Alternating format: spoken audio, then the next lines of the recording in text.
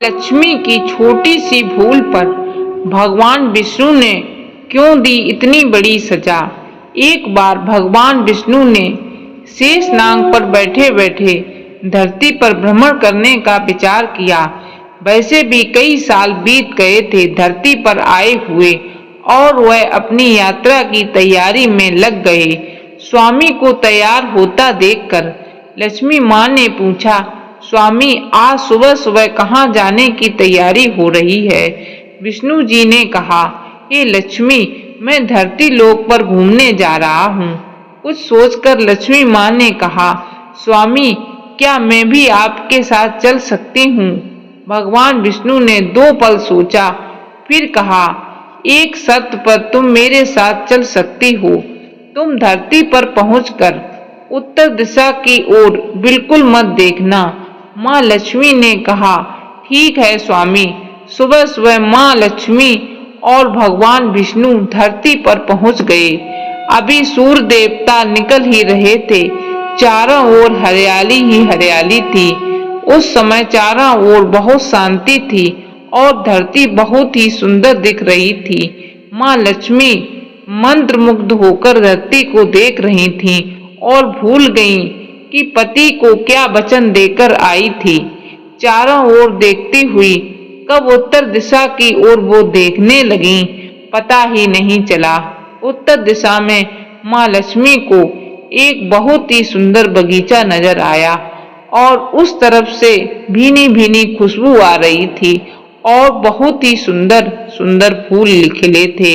यह एक फूलों का खेत था और माँ लक्ष्मी बिना सोचे समझे उस खेत में गईं और एक सुंदर सा फूल तोड़ लाईं।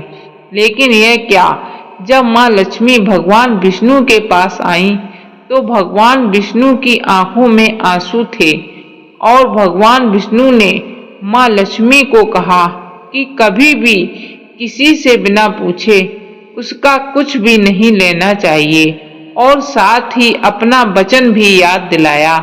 माँ लक्ष्मी को अपनी भूल का पता चला तो उन्होंने भगवान विष्णु से इस भूल की माफी मांगी। तो भगवान विष्णु ने कहा कि तुमने जो भूल की है उसकी सजा तो तुम्हें जरूर मिलेगी। जिस माली के खेत से तुमने बिना पूछे फूल तोड़ा है यह एक प्रकार की चोरी है, इसलिए अब तुम 3 साल तक माली के घर नौकर बनकर रहो। उसके बाद मैं तुम्हें वैकुंठ में वापस बुलाऊंगा।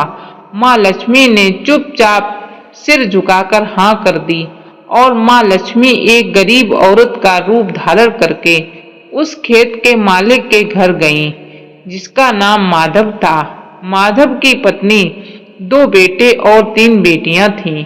सभी उस छोटे से खेत से काम करके किसी तरह से गुजारा करते थे। माँ लक्ष्मी जब एक साधारण और गरीब औरत बनकर माधव की झोपड़े पर गईं तो माधव ने पूछा, बहन तुम कौन हो और तुम्हें क्या चाहिए। माँ लक्ष्मी ने कहा, मैं एक गरीब औरत हूँ, मेरी देखभाल करने वाला कोई नहीं है। मैंने कई दिनों से खाना भी नहीं खाया, मुझे कोई भी काम दे दो, साथ में तुम्हारे घर का सारा काम भी कर दिया करूंगी। बस मुझे अपने घर में एक कोने में आसरा दे दो। माधव बहुत ही अच्छे दिल का इंसान था, उसे दया आ गई, लेकिन उसने कहा, बहन मैं तो बहुत ही गरीब हूँ, मेरी कमाई से मेरे घर का खर्च मुश्किल से चलता है, लेकिन अगर मेरी 3 की जगह 4 बेटियां होती तो भी मुझे गुजारा करना था। अगर तुम मेरी बेटी बनकर मेरे जैसा रूखा सूखा हम खाते हैं उसमें खुश रह सकती हो तो बेटी अंदर आ जाओ। माधव ने माँ लक्ष्मी को अपने झोपड़े में शरण दे दी और माँ लक्ष्मी 3 साल तक उस माधव के घर पर नौकरानी बनकर रहीं। जिस दिन माँ लक्ष्मी माधव के घर आई थी उसके दूसरे दिन से ही माधव को इतनी आमदनी होने लगी कि शाम को एक गाय खरीद ली और फिर धीरे धीरे माधव ने काफी जमीन खरीद ली और सब ने अच्छे अच्छे कपड़े भी बनवा लिए और फिर एक पक्का घर भी बनवा लिया। बेटियों और पत्नी ने गहने भी बनवा लिए। माधव हमेशा सोचता था कि मुझे यह सब इस महिला के आने के बाद मिला है। इस बेटी के रूप में मेरी किस्मत आ गई है। और अब कई साल बीत गए थे, लेकिन माँ लक्ष्मी अब भी घर में और खेत में काम करती थी। एक दिन माधव जब अपने खेत से काम खत्म करके घर आया तो उसने अपने घर के सामने द्वार पर एक देवी स्वरूप गहनों से लदी एक औरत को देखा। ध्यान से देखकर पहचान गया, अरे ये तो मेरी मुंह बोली चौथी बेटी यानी वही औरत है। और आखिर में पहचान गया, यह तो माँ लक्ष्मी है। अब तक माधव का पूरा परिवार बाहर आ गया था और सब हैरान होकर माँ लक्ष्मी को देख रहे थे। माधव बोला, हे माँ, हमें क्षमा कर दो, हमने आपसे अनजाने में ही घर और खेत में काम करवाया है। हे माँ, ये कैसा अपराध हो गया। माँ, आप सबको क्षमा कर दो।